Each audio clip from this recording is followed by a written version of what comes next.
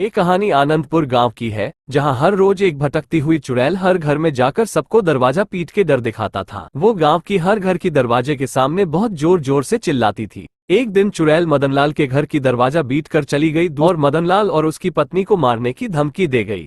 ये बोलकर चुड़ैल वहां से चली जाती है। सुबह होते ही मदनलाल अपनी पत्नी को घर के बाहर बुलाता है। मदनलाल की पत्नी मदनलाल को अपने दूर के रिश्तेदार अपने तांत्रिक मामा को शहर से फोन करके बुलाने को बोलती है। मदनलाल अपना फोन लेकर तांत्रिक मामा को फोन करने जाता है।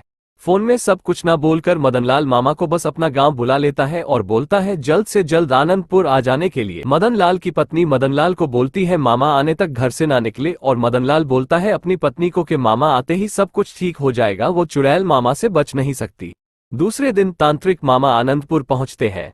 गांव में पहुंचते ही तांत्रिक मदनलाल को फोन करके बुलाता है। तांत्रिक मदनलाल को देखकर सामने आता है और मदनलाल इतना व्यस्त था, तांत्रिक के पास जाते जाते ही चिल्लाकर सब कुछ बोलने लगा।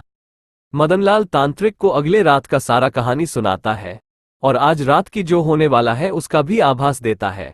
मदनलाल और तांत्रिक को आपस में बात करते हुए चुड़ैल चुपके से देख लेती है और मन ही मन मदनलाल और उसका पत्नी को आज रात ही मारने को ठान लेती है। सब कुछ तांत्रिक को बोलकर मदनलाल वहां से चला जाता है और फिर आनंदपुर गांव में फिर से वो काली रात आता है। रात होते ही चुड़ैल बहुत गुस्से से मदनलाल की घर का दरवाजे के सामने आती है और मदनलाल को आज मौत की नींद सुलाने को ठान लेती है और बहुत गुस्से से तलवार से मदनलाल की घर का दरवाजा तोड़ने का कोशिश करती है। जब चुड़ैल दरवाजा तोड़ने की कोशिश में जुटी होती है तब पीछे से तांत्रिक आ जाता है। तांत्रिक को देखकर चुड़ैल बहुत गुस्सा होती है और तांत्रिक को डराने की कोशिश करती है। तांत्रिक भी अपना अपार शक्ति से चुड़ैल को बस में करने का कोशिश करता है। दोनों में माहौल गर्म हो गया था। फिर तांत्रिक ने अपने बुद्धि से काम लिया और चुड़ैल से पूछा कि वो कौन है और क्यों ऐसा कर रही है। चुड़ैल तांत्रिक को बोलती है वो उसे सब कुछ बोलेगी, लेकिन उसे इंसाफ दिलाना होगा। वो ये गांव छोड़कर हमेशा हमेशा के लिए चली जाएगी अगर तांत्रिक उससे वादा करता है कि वो उसे इंसाफ दिलाएगा। तांत्रिक चुड़ैल को बोलता है कि वह उसकी मदद करेगा ताकि उसे इंसाफ मिल पाए। ये सुनकर चुड़ैल बहुत शांत हो गया और शांति से तांत्रिक का बात सुनने लगी। तांत्रिक उसे मुक्ति की राह दिखाता है और वह मान जाती है और फिर चुड़ैल अपनी दुख भरी कहानी सुनाती है तांत्रिक को। बोलती है मदनलाल इस गांव का मुखिया का पोता है।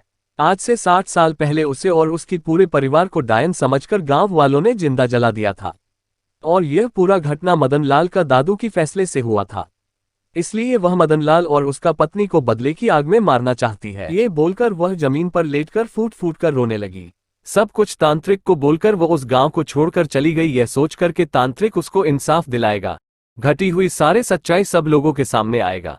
अगले दिन सुबह तांत्रिक मदनलाल और उसके पत्नी को बुलाता है। तांत्रिक को देखकर मदनलाल प्रणाम करता है और बीते हुए रात का वो काला मंजर घुटना टेक कर तांत्रिक से सुनने लगा। तांत्रिक उसे सब कुछ बोलने लगा कि कैसे उसके पूर्वजों ने एक मासूम परिवार को बिना किसी अपराध के हत्या किया था। ये सुनकर मदनलाल बहुत दुखी हुए और तांत्रिक को बोलता है वो उस चुड़ैल की और उसकी पूरे परिवार का आत्माओं की शांति के लिए शांति हवन करवाएगा।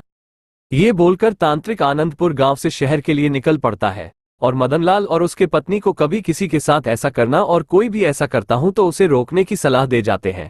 फिर एक बार आनंदपुर गांव में आनंद लौट आता है।